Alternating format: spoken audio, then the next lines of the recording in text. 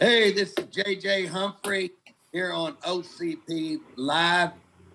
We got Jason and Julie with us. We got our board back together. Bob had to go to a funeral today, so we let him slide. We might talk trash on him a little bit while he ain't here, and after a while, I don't really know if we'll be able to talk trash because we've got a lot that we want to talk about today.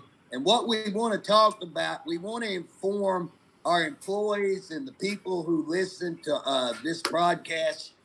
We want to inform you on numbers and things that the department are coming out and saying, and how that we are going to offset that, and talk about some of the things that went out on a local station this week, and talk about how that they made these claims. So let's just jump right into it. The first thing that I'd like to talk with Jason and Julie, and y'all just jump in how you think.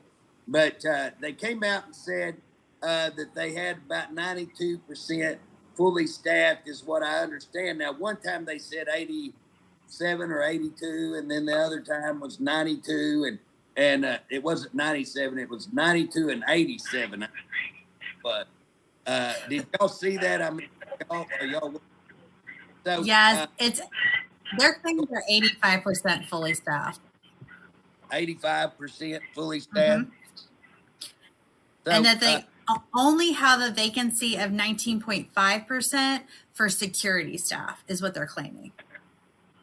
Well, now, Jason, how do you see that? I mean, you know security as well as all three of us. What's your comment on that? Well, what they're doing is, I mean, they might be showing 80%, but what they're doing is they've cut so many pins over the last few years. If you started out with 100 pins, let's say 5 years ago, you started out with 100 pins, and let's say now you've only got 60 pins. Well, you've still cut 40 positions out. You've cut 40 pins, 40 positions, and then let's say they've got out of that 60, let's say they've got 50 out of 60. So really, when they started out with 100, they've got 50. They've really down to 50% if you're doing real math. But because they've cut out, let's say, the 40 to bring their total to 60, that's how they're coming up with that. So they're coming off of the ratio after they cut these prisons back to where they have nobody.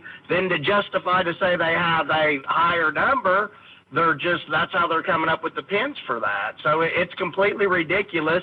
And I've talked to a lot of officers this week, and they're sick and tired. They're feeling undermined. The director's putting out these statements every week, and they know it's a lie. They know it's, BS, and they're pissed. They're tired. They're tired of the lies coming out of his mouth. And I'm telling you, most of the officers and staff, they know he's lying, and they're sick of it. And like I said, they're tired of being undermined. They feel like, they're being undermined by him now, and it's at a point where it's like he thinks they're just going to believe anything that, he says they're going to believe. It's completely ridiculous. It's completely manipulated, and it's a total farce. It's a lie. Let me ask y'all this. Both of y'all worked in prisons. You understand this. I can't get it because it's not just the thing about your employees' morale and them knowing you're lying and them having to work massive amounts of overtime, can't get vacation, all of that factors in.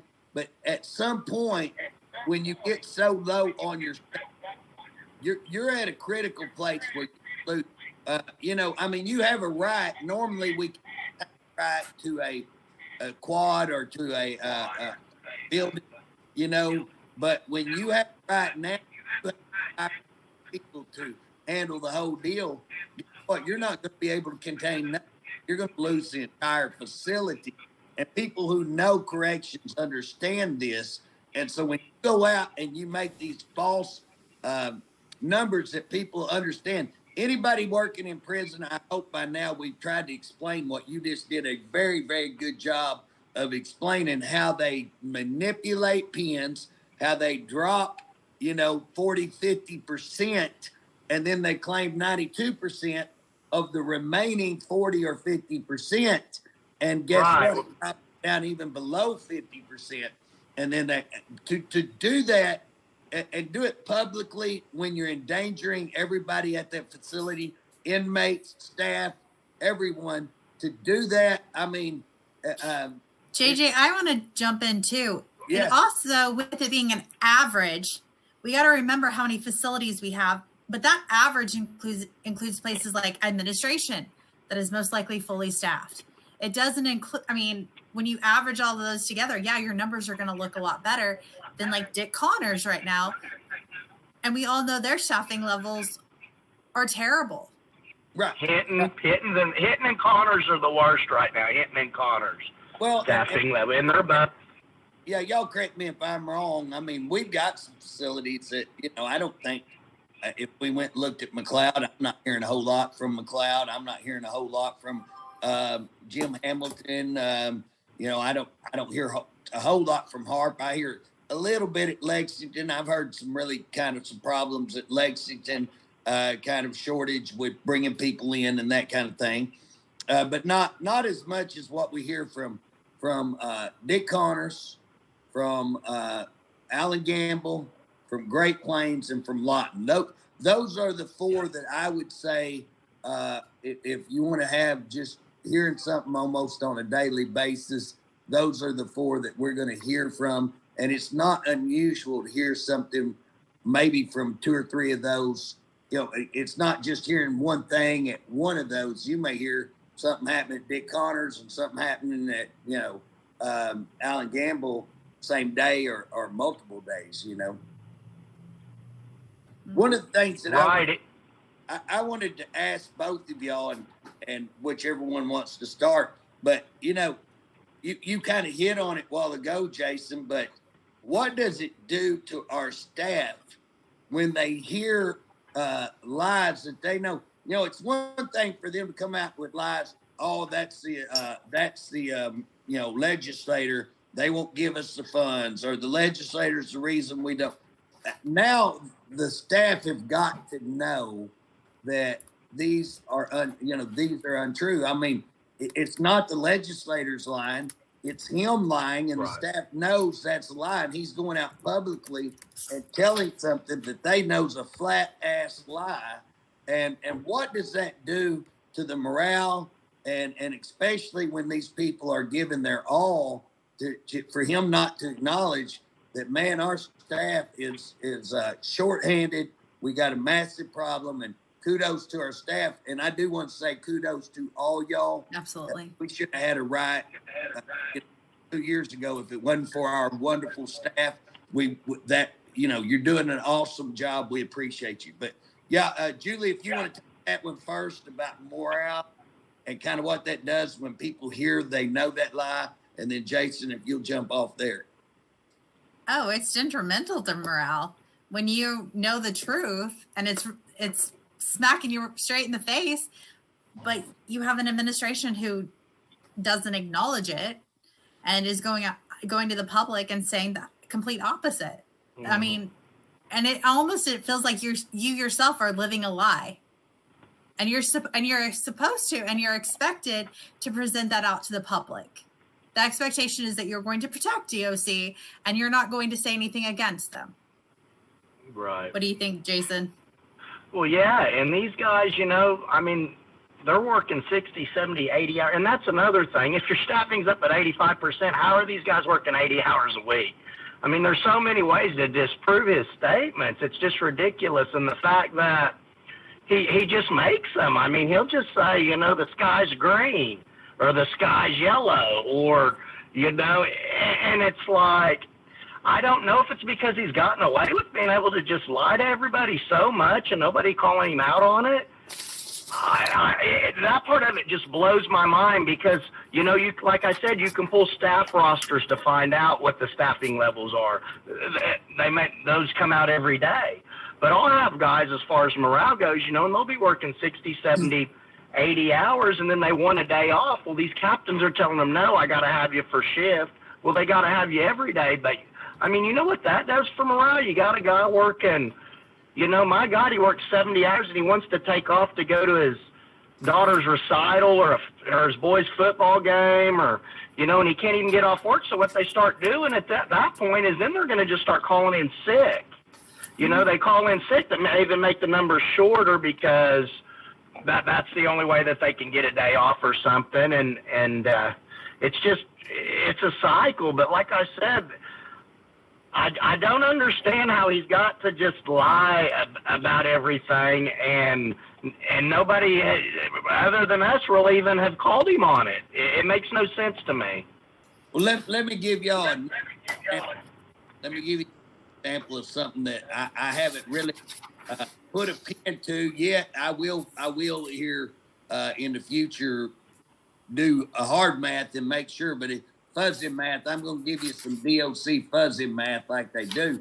But he come out the other day and he announced at a budget meeting that they had 24,000 some odd inmates, almost, I think it's closer to 25,000. So it's like 24,800 or something like that, 832. So he come out and he did that. And then he turned around and come out with a number. I think that they said that they had 1,200 officers. So 1,200 officers seems extremely high to me. I don't believe that we actually have 1,200 officers, but let's just go with that. But somebody give that there's 1,200 officers. Well, they're saying that we have 15 to 1. 15 to 1. So for every one officer that we have 15 inmates. Now that's what they say. Brother, somebody beat up. Are you okay, Jason? Hey, Jason, you still with us? Can you hear me? Yeah, we can hear you. Yes. Yes. All right. So did you get what I was saying that we're talking about? It comes out and says 15 to 1. One officer for 15 inmates. I think we lost Jason. But I think we did too. I actually pulled up because 102.3 KRMG DOC did a press response to their article, and that's exactly what you're talking about, the 15 to 1. Right. Yeah. So 15 to 1. And then I checked and they said somewhere I'd gotten, I just want to say that maybe this was the right number, maybe it ain't. I don't want to get too nailed down on the 1,200 because I can't remember where I got that number. But it seems extremely high if there is 1,200 officers. But even at 1,200, let's go with the 1,200. If we have more than 24,000 inmates and you have 1,200 officers, how many is that per officer? It works out like, I think 20 something, 20 officers. It's more than 15. You know what I'm saying? So how do you, with the numbers you put out, your own math, I mean, do your math before you put your numbers out. You know what I'm saying? Do some damn math. Go back to school and just, it don't equate. You know what I'm saying? So, but also with that security staff too, anybody who's been to DOC headquarters knows that they have security staff there. They're considered correctional officers. I mean, the ones on admin. So those numbers are factored in to what we are looking at for and not population. Only, Julie, hey, there'll be a lot of people that, I know I took off 8 months sick. I had so much sick built up. Mm-hmm. I took off 8 months sick at the end of my career, and I still gave them back, I think, 800 hours. You know what I'm saying? I mean, I burnt 8 and I think I gave them back 8. But so that means that you take somebody like me, wasn't there for almost a year, but I'm still being carried on their books. How many people are out sick on what is that? FMLA. Yes. Okay. Thank you. So, I mean, are there people out sick? Are there people, workman's comp like talking about? Is that also including transportation? What about those buses that they drive? Are those people not considered, security? They're not inside a facility. People are we talking about factored in there? I'm sure it's a couple of hundred. So when you drop that 100 or so off of that 1,200, and then you factor that in, that number is even going to grow. So even based on their own numbers, that's not true. And again, that might be true at some prisons. I'm sure that some prisons are, than other prisons. But the prisons that we're talking about, what I'm being told is that they're woefully understaffed, and that we're seeing things that I've never even heard of. Them crawling up on buildings, cutting wires that would have never happened. That these administrators going in to talk to the inmate and not talking to the staff, and not even letting the staff in on what they're talking. And when you start letting them control the institution, I'll guarantee you that's a recipe for disaster right there. And when scary situation. Oh, when you pit them against the staff, so now we're with the inmates, the administration's with the inmate, and the staff stuck over here. That's recipe. It's like a kid running to a daddy because mommy said no. Right. Go ahead, Jason. Oh my God. So he's saying, hear you. We can hear you. Go ahead. Can you hear me? We can hear you. Okay. You're good. It's not God's fault. Anyway. He was just praying. Hey, so have you heard what we were talking about, the 15-1, and that they're going to the inmates in certain places, and they're just again, it seems out of control with some of these things that are happening, that they're cutting these wires and having to try to keep inmates out of places that you should have control of. So what was your response to that, Jason? Well, when you're that short staffed, I got a report just the other day that like K&M and N&Q, there's one housing unit in each one of those hold 80 inmates. So that puts that officer over 160. Well, he can't be on that other unit. Well, yeah, they're getting on there. They're jumping over the razor wire now that you don't have a tower part of the time, but they're getting on those roofs. They're cutting those Securus lines, and they're even in those officer stations in the other unit where the officer's not. It's actually the unit was M unit. They broke in that officer station, cut them lines, destroyed a bunch of stuff. So all the other units that they're not covering now, they're chaining those doors up to keep them secured, and they're opening the side doors so the inmates can go out back and forth, so you don't have somebody on the tower, especially at night. I mean, it's unbelievable. 15-1. If there was 15-1, 1,200 inmates at Connor, they'd have 83 officers on staff. You'd have 83 officers per shift. Right. So, and you have 12. So that's what I'm saying. These lies that they're easy to prove. I mean, he's just throwing stuff out there without a care in the world of what he says. Or Jason, I want to ask you a question. I was pondering on this the other day. Do you think that he could? Is it possible that people give him numbers and that he just reports the numbers and he believes those numbers because he has no idea, has not a clue how to go, that number don't add up, or this, how am I hearing this, but I'm getting this, it don't jive, what's going on? Is that possible? Yeah. Like, that's kind of like the critical thinking skills of, hey, these numbers, you're right, these numbers don't add up. How is this possible? Where did JJ go? I don't know. And I'm getting a call on my knocks me out a little bit, but I'll be there. Well, you don't.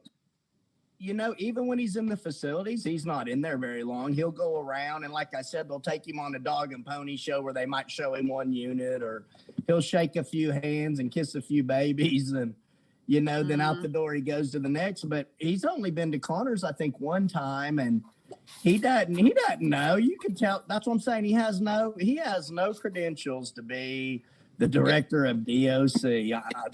We might well have somebody off the street do that job. Yeah. He wouldn't have a clue if they were lying to him or not lying to him. No. He would not have a clue what to go down there. And here's the deal, Director.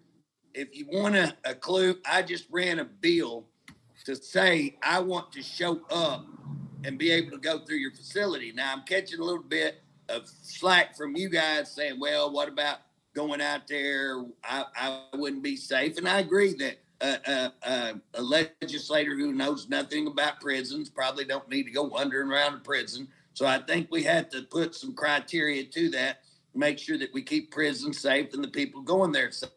But you need an escort. That's what we do when we have people show up. You just have a visitor, they escort them. But Julie, what we do is when we know somebody's coming in, we try to get extra staff too involved to help. So we got to call in extra staff because we don't have enough, but we got to show that we've got more staff because, we've got to show. So everybody on their day off or whatever, we'll send them in to help or make sure we have extra. It's the dangest thing because I would think you would want them to see exactly, what you have versus that way it shows what you need instead of bringing extra people. If I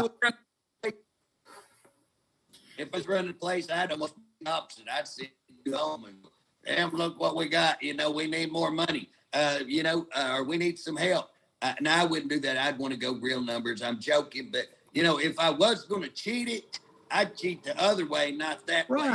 That shows what they know. But the thing about it is, here's what I'm wanting. I'm wanting that I could show up for a shift briefing or when shift changes so that I can be standing there when the shift goes out and the shift comes in and I can go, guess what, off midnight. So if I'm standing there at 5 o'clock, now most legislators ain't going to get up and drive a couple hours so they can be standing there at your shift change, or go get a motel and actually that interested in corrections. I am, but that I can be standing there counting, okay, you just had 5 walk off from night shift. Is that all of them? And I'm going into briefing and I'm sitting there with 5 more or 6 more for day shift briefing and I go, okay, this is what you got. This is what you got, right? And then I may walk out of there going, no, for this prison week 4, and we got how many inmates? 1,700, 1,600. No, it's 1 to 400 or 1 to 200 or 1 to 160, like you said a while ago. That's what we got. And it may be because Julie said this a while ago, just because you got 5 officers show up, you may have one of those officers going on a medical transport or you may have, and that's something every day, And if it's a medium, which we'll send out, a lot of times there'll be 2 or 3 a day. And you got to send 2 for each inmate at the medium. You've got to send 2 armed transports. So, you got, like us, we'll be sitting on 2 or 3, 4 hospital duties. Well, that's 6, 8 officers, and probation and parole, they usually help us and stuff. But yeah. So, and then when it happens during the day, you're pulling them guys from shift too. So that's how you get where your tower's not manned and you're. Hey, Jason, do you remember the days of Director Albaugh when he would come in and do surprise visits on a weekend? He would just show up at the facility. He would tell Central Control officer, don't you dare call your warden. If I hear you called your warden, you're going to get in trouble. And he would ask for somebody to escort him across the yard because he wanted to see how things were run on a normal day. And I have so much respect for that he didn't want to see the dog and pony show. He didn't want to see the lipstick on a pig during, when we get ready for those visits. He wanted to see what it looked like on a weekend when there wasn't a lot of staff there. He wanted to see it. You would think legislatively that we would understand that and that wouldn't be a hard concept to see. And again, I think we do have to have discussions that, yes, you'll ask for an escort and yes, you can be escorted.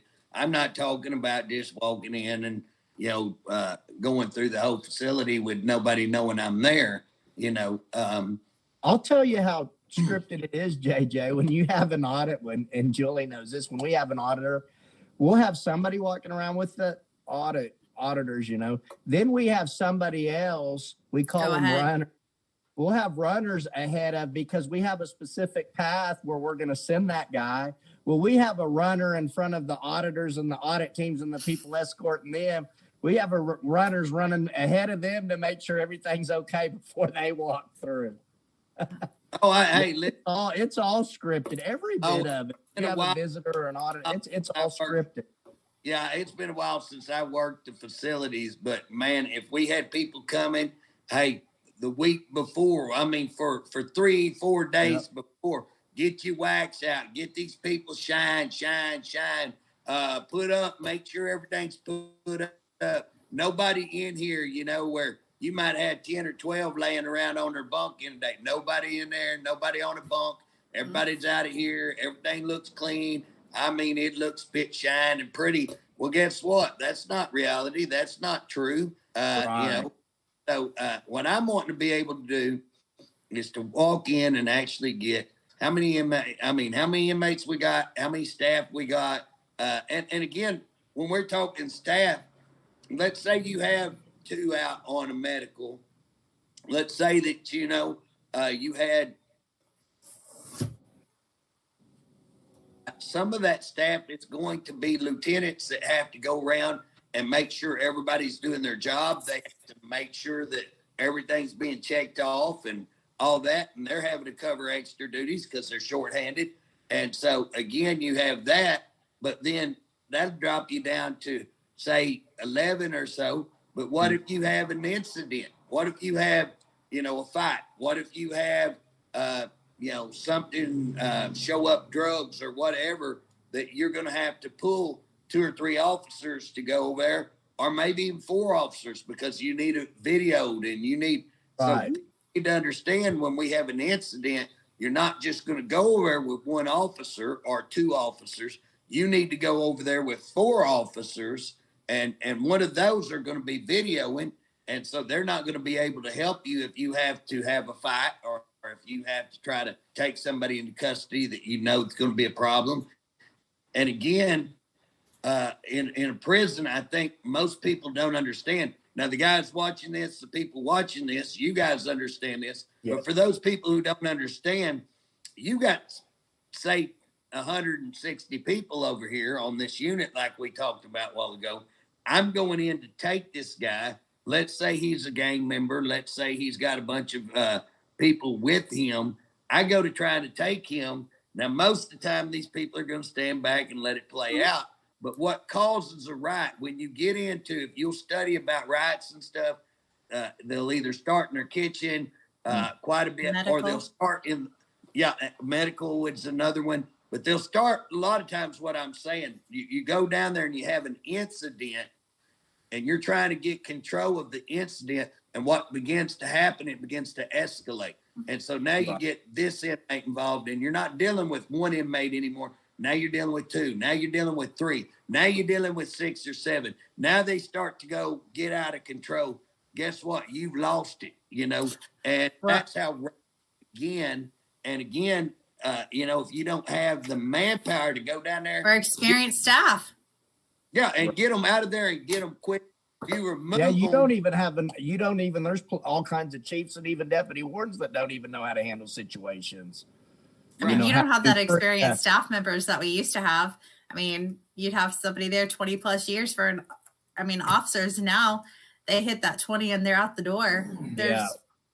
If they stick around for 20, I've got so many lieutenants and different officers that have 17, 18 years, and they're like, my God, I can't wait to get to 20 years. I hope I can make it. But, when I started, people would stay 25, 30 years, the officers and stuff. People didn't just leave at 20 years because everybody made a lot less money. But, we also had lieutenants that, you wouldn't be, it was unheard of to be promoted up to a lieutenant within 4 or 5 years. That was unheard of, correct? Right.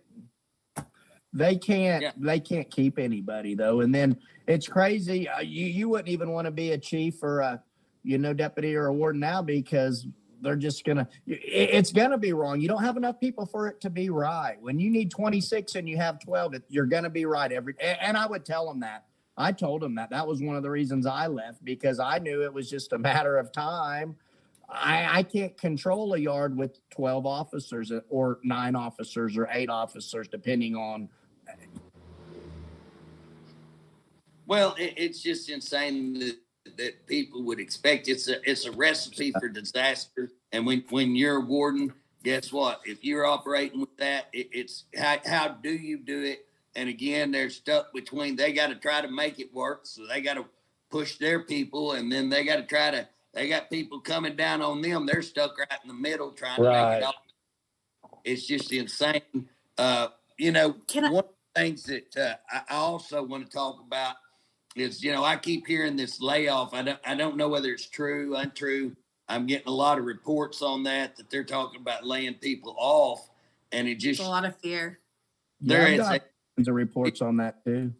On that, and what blows my mind, we were talking about, and back to the math, and Jason, you did a great job a while ago talking about how, they move the pins. They talk about, okay, we dropped down 40, 50%.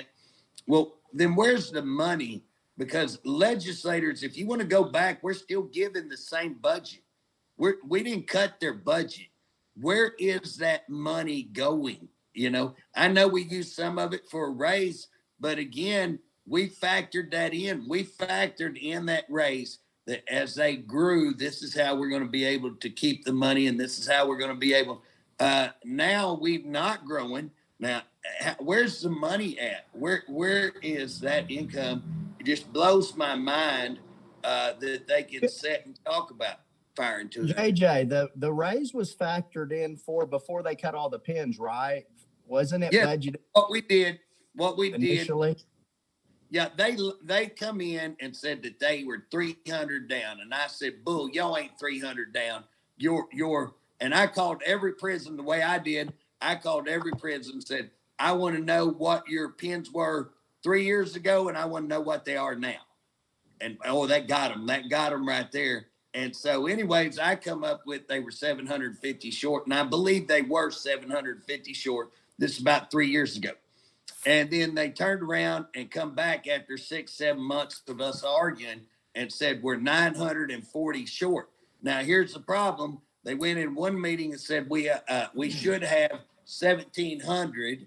And then they went to Senate on tape and said, we're supposed to have 2,000. 300 difference within 2 weeks of each other. It's quite significant, to tell legislators in two different meetings. So in a meeting with governor, staff, and speaker, they said 17. In a hearing with the Senate, they said 2,000. I know this because the Senate called me and asked them what questions to ask, and I gave them. And so I know, and I was watching that. So here's the deal. We come back, we say 940. I think they padded the 40 to give them room to grow. But here's the deal. We factored in a factor that, okay, we're going to try to get in this many this year, this many this year. And we had it all figured out how we paid that income and keep this because, again, we were short-staffed and we can do it for this period of time. And we're not going to grow beyond this because guess what? They have 60 per academy, I think. I forget how many they can have an academy. They doubled up on some academies and actually increased a little quicker. Kudos to them for that. I agree with that, So we grew a little faster than what we wanted. But the problem is I understand you can't get factual numbers from them.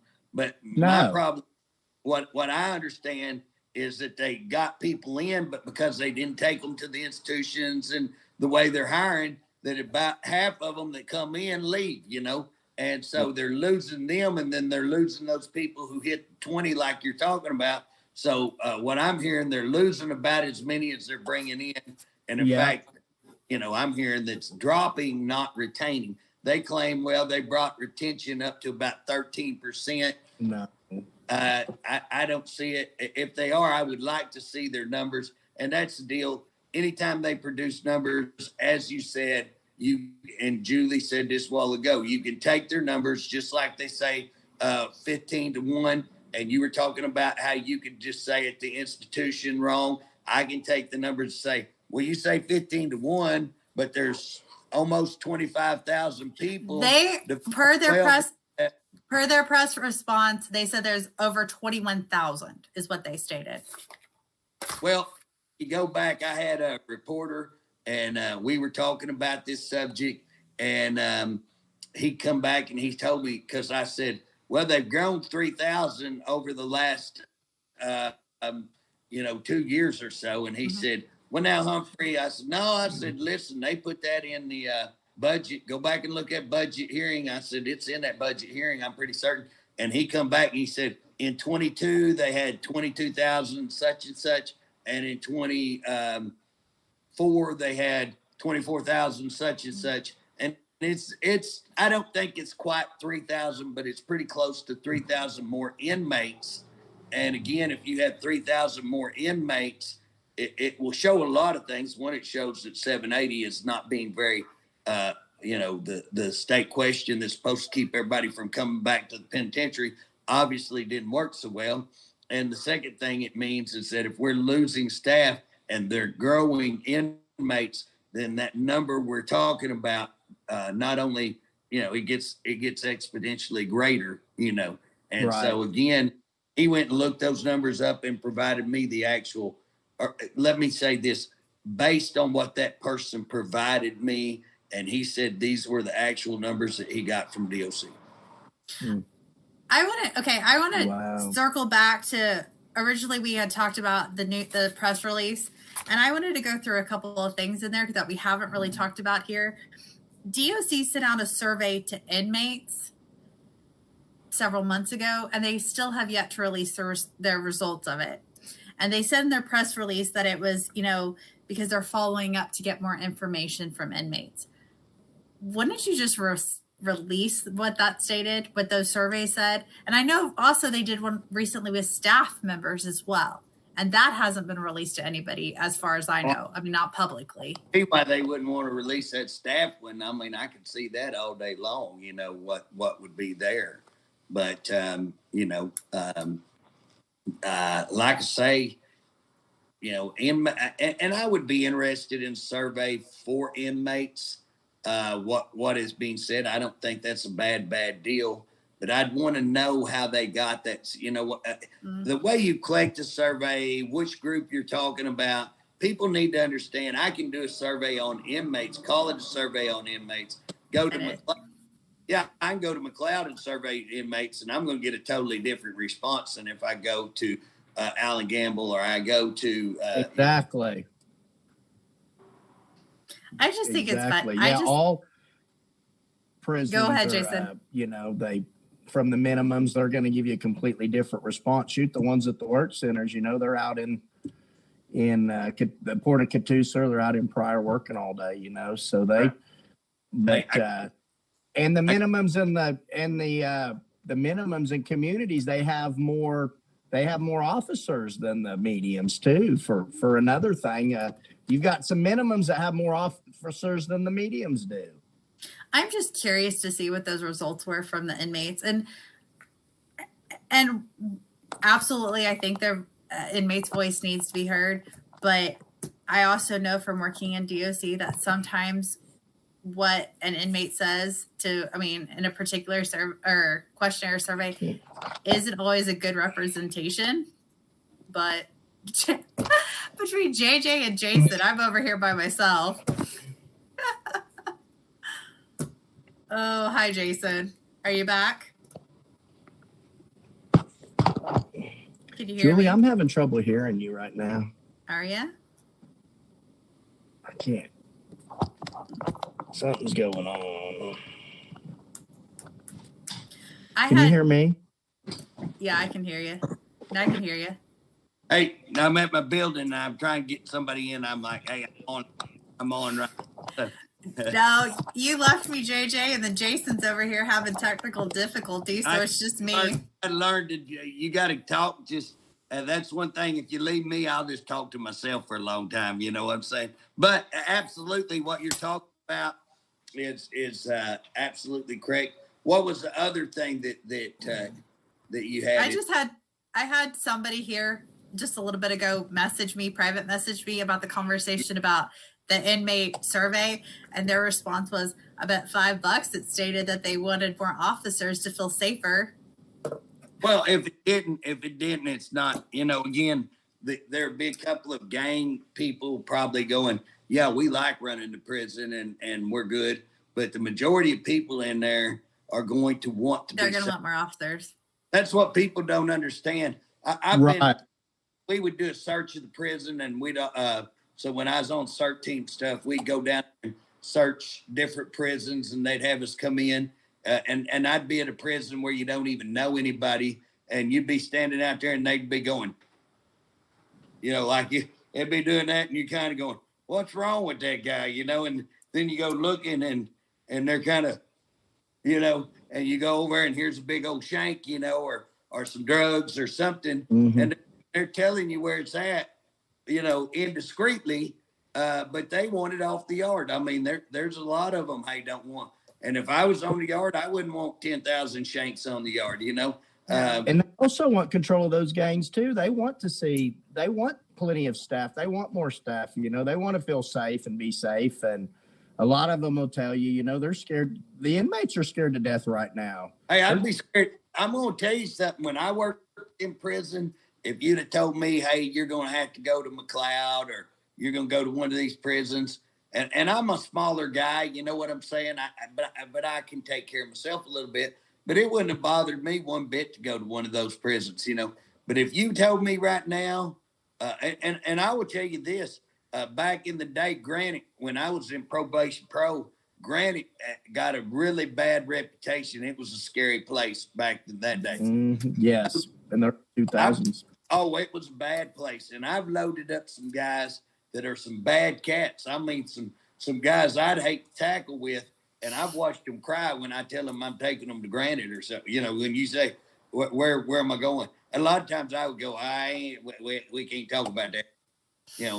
I didn't want to tell them because, again, I figured, hey, you're going to have to fight them and take them out there, But I've seen some guys just get down and cry to say, I'm going to Granite. And I'm going to tell you right now, if you were to tell me that you're going to take me to Great Plains, Dick Connors, Allen Gamble, or Lawton, I'd be like, hey, you got a handkerchief here? I'd be like, you know what I'm saying? I'd be scared to go. I mean, I would be scared to go into one of the places. Right. They need to restructure those mediums too, where you can have like an honor system. You go, if you haven't had no issues, you go to Crabtree or MacAlford or wherever, and then you've got a couple. I was going to say those honored dorms.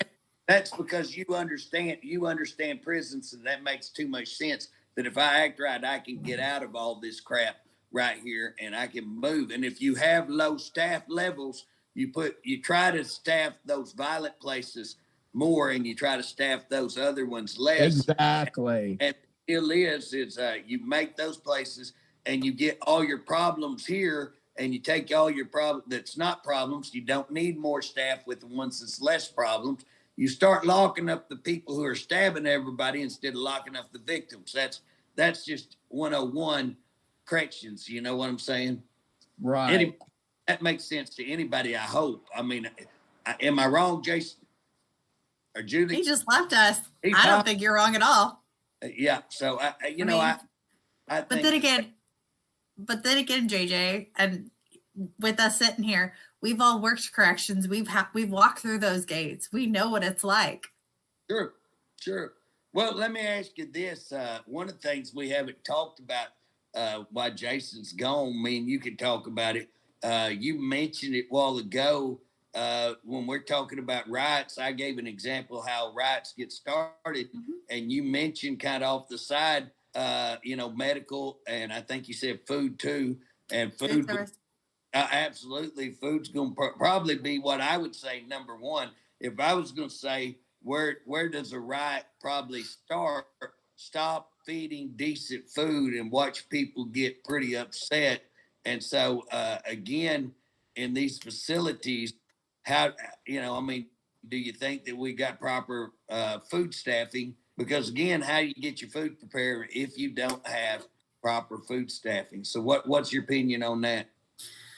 Well, and that's the thing. I know they're purchasing, they get enough food at each facility and whatnot, but that's the thing too. If you don't have staff members there who know what they're doing, and a lot of times for some facilities, they'll have an officer step in, and those officers don't always understand the preparation method, or even just, the concept of we open up a storage unit, a food storage unit, we get out exactly how many cases of food we need, we lock the door and we walk away.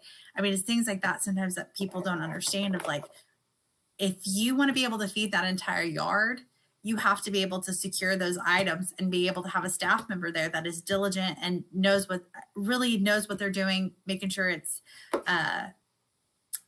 just keeping the security around the food and making sure there's no theft of it, things like that. But if you have a staff member in there that's not their normal role, they may not know that they need to be doing those things. So that's sometimes a lot of times where you'll have shortages of food, things like that, is because you don't have those staff members, those routine staff members who are, stationed there. And hopefully, because I know recently they did give raises to food service staff. So hopefully they will be able to hire and maintain those staff members.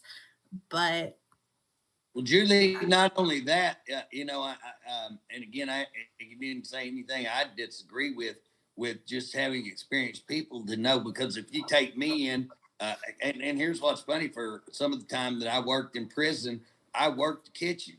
And so if they come back here and start preparing food, I'd be like, what the crap? What in the world? I don't even know where to start on doing that.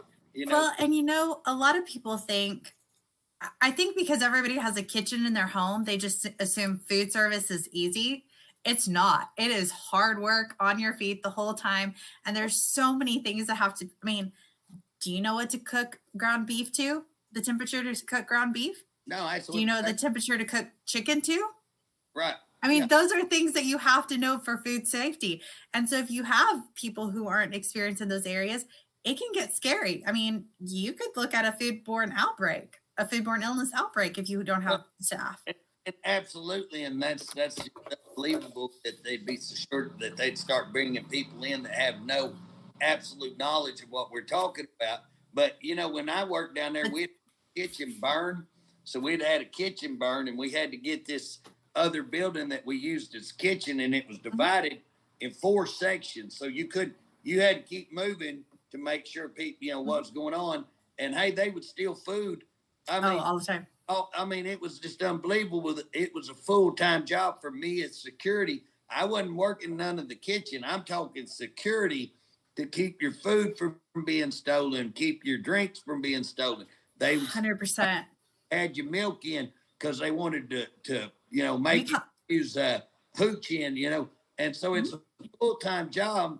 And we had a poor kitchen. They built the kitchen. It was poor setup, so that was part of it. But, I had to stop a lot of fights in there from breaking out. One time I remember they had some kind of drink that everybody wanted, and they were all stealing 3 or 4 of them, and I was having to go around collecting them. And I just reached around. I'd quit saying, hey, announcing myself. I was just going around there picking them up. And I reached around this guy, and my sleeves were on that, wouldn't fit right. I used to have a pretty big arm, and the sleeve was pushed up there. And anyways, I reached around there, and he couldn't see who it was. And he spun around there and hit me. Like, did he think you were an inmate? I'm talking. He smacked me one, and you could tell he wanted to take it back, but it was too late.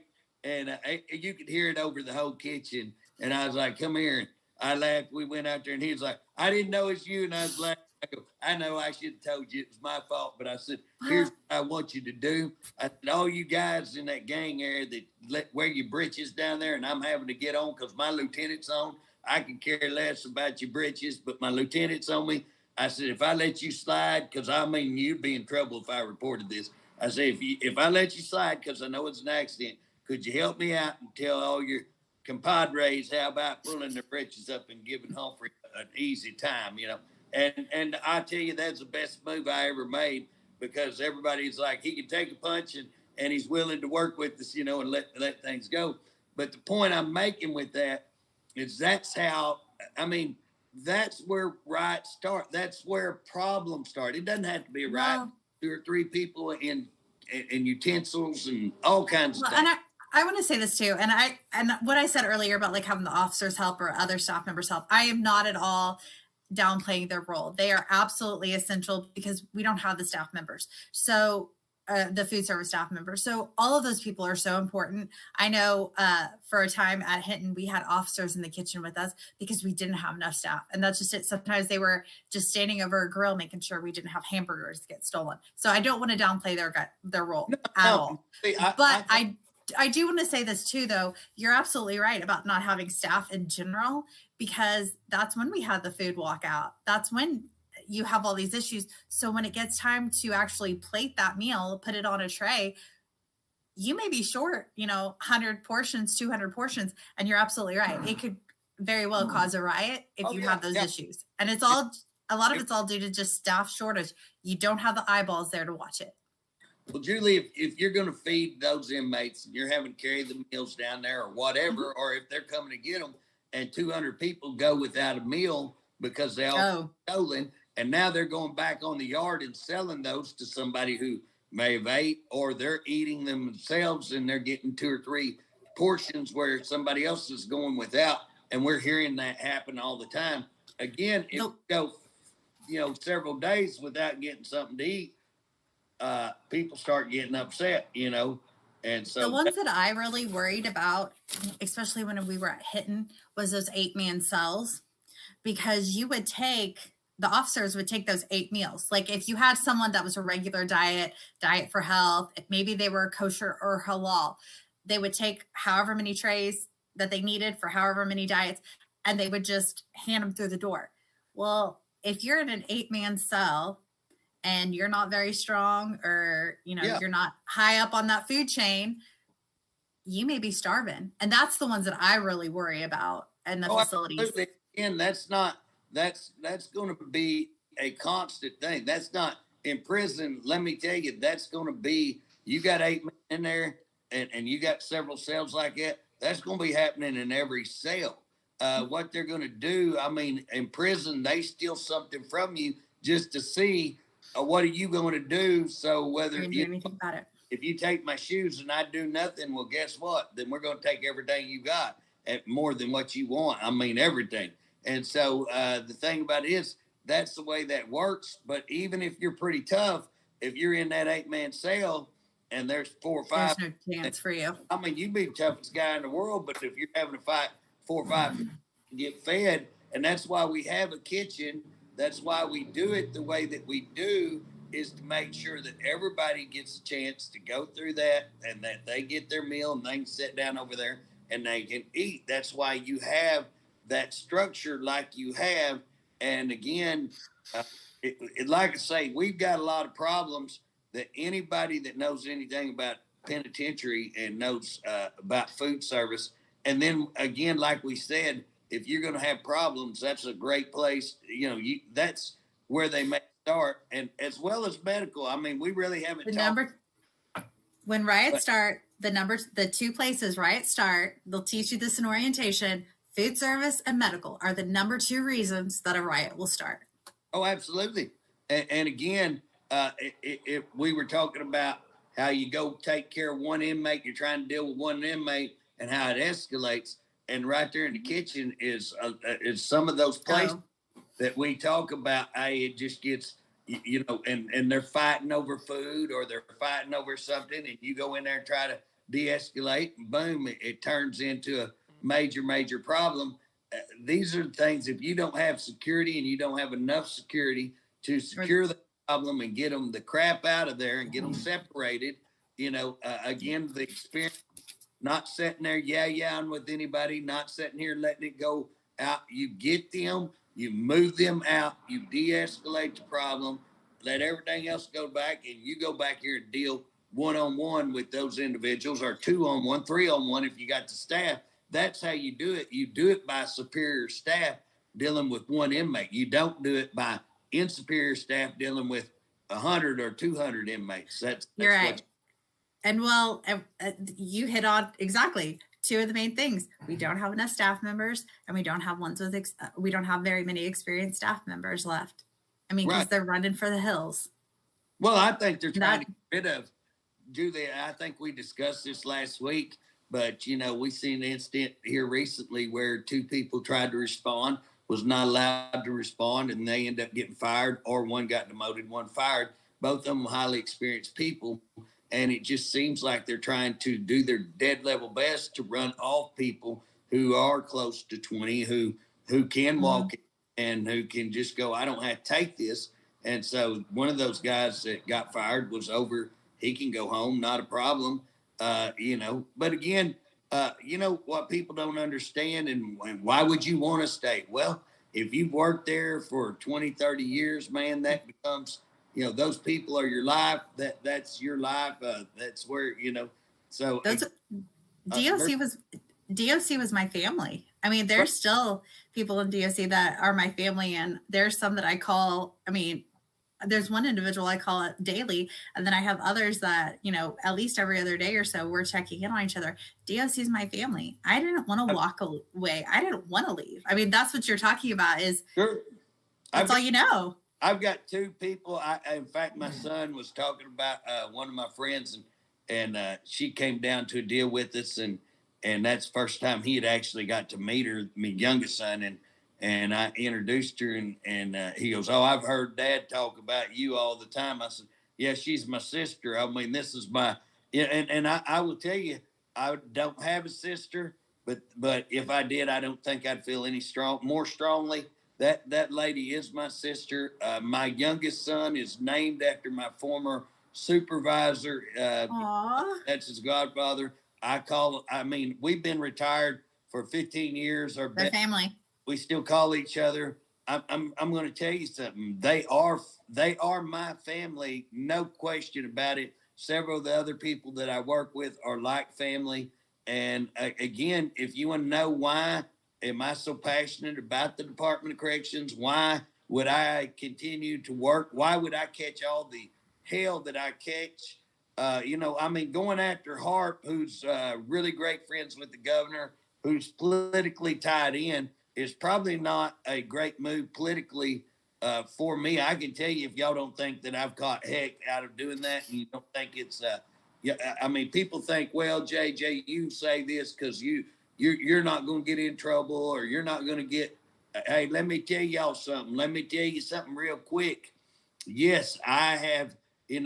Could I lose my chairmanship? Could do it. Could I get in trouble?